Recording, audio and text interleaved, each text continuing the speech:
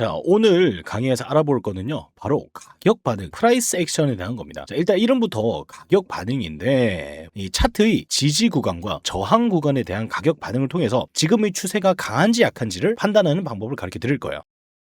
자, 여기 완전히 같은 지지라인 두 개가 있습니다. 요 지지라인은요, 보는 방법도 같고요, 위치도 같고요, 그 다음에 뭐 시장 상황도 비슷하고, 두 개는 이제 똑같은 지지라인이에요. 그런데 다른 가격 반응이 나왔죠. 첫 번째 같은 경우는 요 지지라인에 닿고 반등이 조금밖에 나와주지 않은 다음에 다시 이제 아래로 파주고 들어갔고, 두 번째 같은 경우는 여기에 닿고 반등이 나와준 다음에 자리를 지켜주다가 상승으로 이어졌다는 거죠. 그러면은 이게 과연 어떤 차이가 발생했길래 이런 식으로 퍼포먼스가 차이가 났을까요? 이거는요, 매물대, 즉 지지라인의 문제가 아니에요. 이거는요, 추세의 문제예요. 첫 번째는요, 추세가 약했기 때문에 닫고 퍼포먼스가 별로 좋지 않았던 거고요. 그 다음에 이제 이탈이 나왔던 거고, 두 번째는 요 추세 자체가 강했기 때문에 이런 자리에 닫고도 반등이 나왔다는 거죠. 자, 그러면은 우리가 요 프라이스 액션을 통해서 뭐를 볼 수가 있냐? 첫 번째는 프라이스 액션이 안 좋았기 때문에 추세가 약함을 시사하고요. 두 번째는 프라이스 액션이 좋았기 때문에 첫 번째 케이스보다 추세가 강함을 시사합니다. 그래서 우리는 이런 식으로 매물대에 닿은 다음에 가격이 어떤 반응을 보여주는지를 통해서 현재의 추세의 강약을 판단하고 다음 매물대를 본 다음에 매매 전략을 수립을 할 수가 있게 되는 거죠.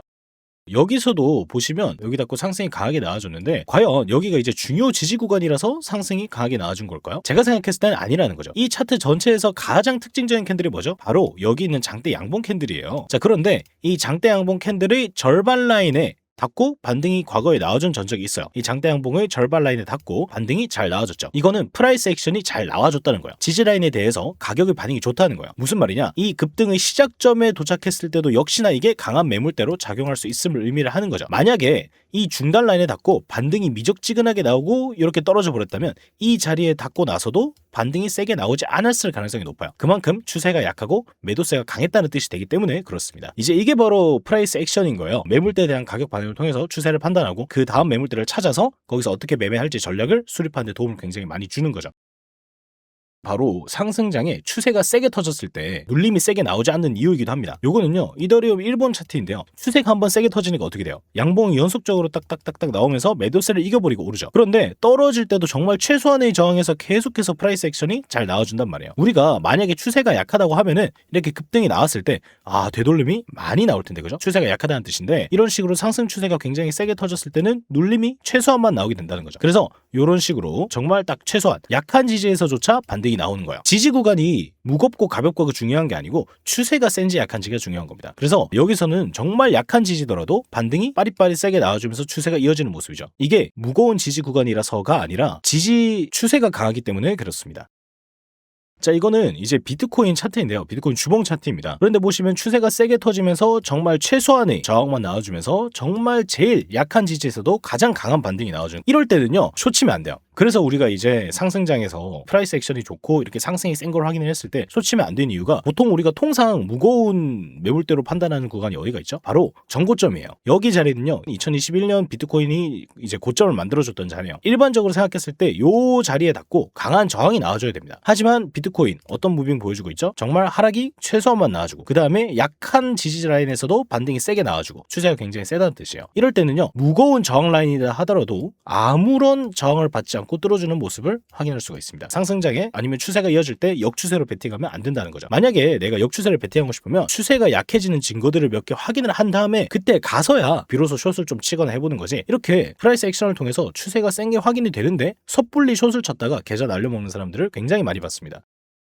반대로 하락 추세가 세게 터질 때는요, 함부로 역추세 롱을 들어가면 안 되는데요, 이건 이제 XMPT 주봉 차트예요. 보시면 정말 중요하다고 생각되는 지지 구간에서도 반등이 얼마 나와주지 못하고 계속해서 하락하는 모습을 보여주고 있죠. 그 다음에 뭐 정말 중요한 지지 구간 뭐 이런 자리에서도 바로 깨주는 모습을 보여주고 있어요. 프라이스 액션을 통해서 지지 구간에 대한 반응이 안 좋음을 확인할 수가 있죠. 이런 종목은요, 내가 더 눌렸을 때 받아봐야지 이렇게 판단하면 안 된다는 거예요. 지지 구간을 다 훼손해버릴 정도로 추세가 약하다는 건데, 단순히 많이 하락했기 때문에, 가격이 쌌기 때문에, 가격이 싸다고 이거를 아래서 사버리게 되면은 큰 손해를 보고 계좌가 많이 까일 수도 있는 거죠. 그래서 이제 우리가 단기 매매를 할 때도요, 프라이스 액션을 통해서 지지 구간 몇 개를 정해놓고 거기서 반응이 좋지 않으면 지금 추세가 약하구나 판단을 하고 함부로 롱을 잡으시면 안 됩니다.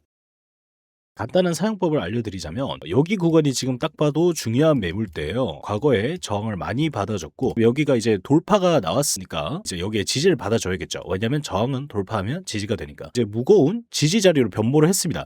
그런데 여기를 딱 지지를 해주면서 분명 반응은 나와주는데 상승세가 시원찮아요. 그 다음에 계속해서 여기를 터치를 해줄 때마다 점점 아래로 이탈해 주려고 시도를 합니다. 그러더니 상승세가 줄어들고 결국 이탈을 해주게 되는 거죠. 이런 중요 자리에 대해서 프라이스 액션, 물론 반등이 나오긴 했지만 반등이 강하게 나오지 못했고, 그 다음에 계속해서 이렇게 저점을 낮춰주면서 결국 이탈을 해버렸기 때문에 요거는 강했던 상승 추세가 약해지고 매도세가 가속이 붙고 있다라고 해석을 하시면 되는 거죠. 그래서 이랬을 때는 정말 좋은 매물대다 하더라도 매도세가 강해지고 있는 국면에서는 조심하셔야 된다라고 보시면 되겠고요. 그러다가 이제 또 내려오게 되면은 어느 순간에 매도세가 약해지는 걸 또 확인할 수가 있어요. 왜냐면 요 밑에도 이제 지지 구간들이 있잖아요. 그 지지 구간에 닿고 처음에는 반등이 잘 안 나올 거예요. 이게 내가 지지 구간을 잘못 봐서가 아니라 그만큼 매도세가 세다는 뜻이에요. 하지만 나중에 갔을 때 정말 하찮은 지지 구간에서도 반등이 빠릿빠릿하게 나오는 경우가 있거든요. 이때 이제 우리는 프라이스 액션이 조금 더 잘 나오기 시작했네. 그걸 통해서 우리가 이제 반등이 좀 잘 나오기 시작했으니까 매도세가 잦아들고 매수세가 점점 강해지고 있구나 라고 보시면 되는 겁니다. 이런 식으로 이제 바닥을 많이 보기도 하고요. 그 다음에 뭐 매수나 매도를 많이 플래닝 하기도 하고요. 정말 좀 사용할 때가 많은 것 같습니다. 저는 주로 추세 볼 때 사용을 하고요.